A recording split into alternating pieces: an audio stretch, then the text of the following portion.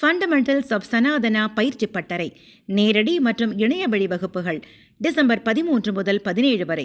தொடர்புக்கு 7338824242. மூடா எனப்படும் மைசூர் நகர்ப்புற மேம்பாட்டு ஆணையத்தின் கீழ் சட்டவிரோதமாக நிலம் ஒதுக்கீடு செய்ததில் சுமார் 700 கோடி ரூபாய்க்கும் மேல் ஊழல் மற்றும் பண மோசடி நடைபெற்றுள்ளதாக லோக் ஆயுக்தாவுக்கு அமலாக்கத்துறை கடிதம் எழுதியுள்ளது. கர்நாடகாவில் மூடா மூலம் நிலம் ஒதுக்கீடு செய்ததில் பல முறைகேடுகள் நடைபெற்றதாக புகார் எழுப்பப்பட்டு அரசியலில் பெரும் பரபரப்பு ஏற்பட்டது. இதுகுறித்து தற்போது அமலாக்கத்துறை கர்நாடக லோக் ஆயுக்தாவுக்கு ஒரு கடிதம் எழுதியுள்ளது.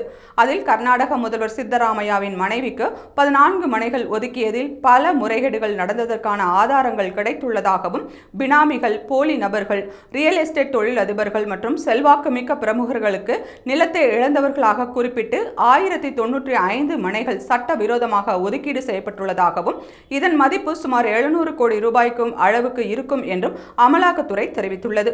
இதுகுறித்து சித்தராமையா கூறுகையில், இந்த வழக்கை விசாரிக்க இடிக்கு உரிமை இல்லை எனவும், ஆளுநர் லோக் ஆயுக்தாவை விசாரிக்க சொன்னார். மாவட்ட நீதிமன்றம் டிசம்பர் 24ஆம் தேதிக்குள் விசாரித்து அறிக்கையை சமர்ப்பிக்க உத்தரவிட்டது எனவும் தெரிவித்த அவர், லோக் ஆயுக்தா ஏற்கனவே வழக்கை விசாரித்து வரும் நிலையில் இடி ஏன் அவர்களுக்கு ஒரு கடிதம் எழுதியுள்ளது, இது திட்டமிட்ட சதி என்று கூறினார். இதுகுறித்து கர்நாடக பாஜக தலைவர் விஜயேந்திரா, மூடா நிறுவனத்திற்கு பல கோடி ரூபாய் இழப்பு ஏற்பட்டதாக அப்போதைய மாவட்ட ஆட்சியர் அரசுக்கு கடிதம் எழுதியதாகவும், இது குறித்து அளிக்கப்பட்ட புகாரின் அடிப்படையில் அமலாக்கத்துறையினர் நடத்திய விசாரணையில் தற்போது உண்மை நிலவரம் வெளிச்சத்திற்கு வந்துள்ளது என்றும் தெரிவித்துள்ளார்.